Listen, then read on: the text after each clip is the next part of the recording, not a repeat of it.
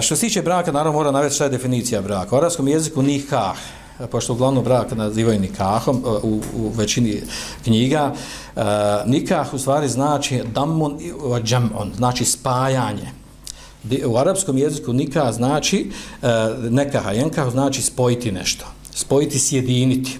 A naravno to ima veze i sa, znači to znači u arapskom jeziku, to ima veze i sa značenjem nikaha u terminološkom smislu, da u stvari u nikahu se dešava spoj između supružnika, spajanje među supružnicima, sjedinjenje među supružnicima, koji su sa sklapanjem braka dozvoljeni jednom drugom. Dobro, što se tiče definicije, ima mnogo definicija kod 4 mezheba islamskih pravnika, uglavnom jedna od njih je, kaže da je nikah u stvari, kaže aqdun kaže yuhillu bihi al-istimta ili yuhillu bihi al-istimta kullu min az-zawjayn bil akhar.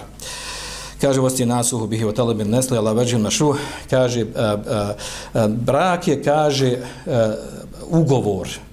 ugovor sa kojim je dozvoljeno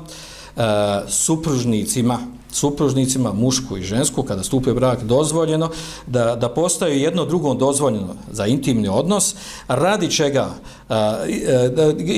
Toga da bi se smirili jedno s drugo, kaže, i radi traženja produženja vrste nesla, znači da imaju porod, ali kaže ala vežen mešu, ali na propisan šerijatski način.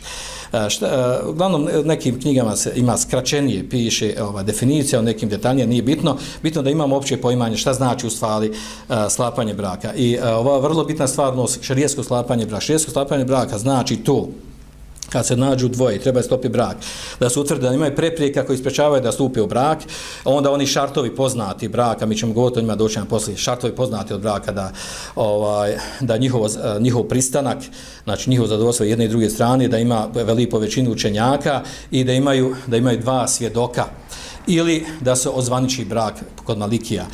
Uglavnom, znači ti su šartovi valjanosti braka, a ruknovi zadovoljstva jedne i druge strane, a i to je šart sklapanja braka. Ali ovdje je jedna vrlo bitna stvar, onaj koji sklapa brak, znači mora se odrigati formom, to je taj akt, ugovor, da veli, kaže, ja udajem svoju ćerku pod tim imenom udajem za tebe i tebe, taj koji je budući njen muž.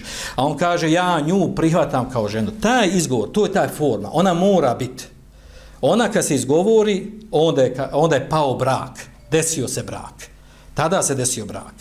Naravno po Hanefijama, pošto nije šart, nego mustehab da bude veli, znači ne mora veli da uda, može ona sama da pristane da se uda. Ali se mora izgovoriti ove riječi. Znači takozvano iđabu kabul, ponuda i prihvatanje braka. Mora se govoriti. I to je forma sklapanja braka. Prije toga su haram, prije toga ako stupe intimno, to je zinaluk, nakon izgovaranja te riječi oni su u braku. A ta forma je vrlo bitna. A često ona se zna zapostaviti, napravi greška prilikom sklapanja samog braka. Dobro.